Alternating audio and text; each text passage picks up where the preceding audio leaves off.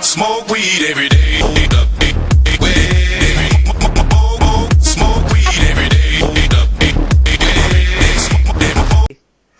Hei, salutare toată lumea, noi suntem The Gamer HD și astăzi facem un info video ceva mai liniștit.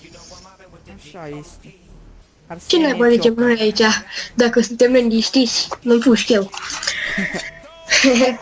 Acest info video este despre programul nostru de filmare și de uploadare. Luni noi o să postăm un episod de Factions. Marți Skyblock.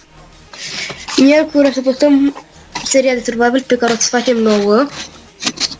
Joi o să postăm un videoclip, poate să fie diferit, de Redstone, în care să vă învăț câteva mici sisteme de Redstone. Da.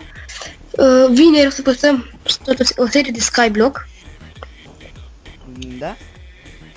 Și sâmbătă postăm ceva random, nu contează. Ceva special. Da, ceva special. Da. Cu zahar și pistal. Da. Bun.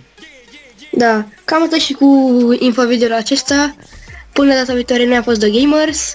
Nu uitați să apăsați și butonul de like, să dați un...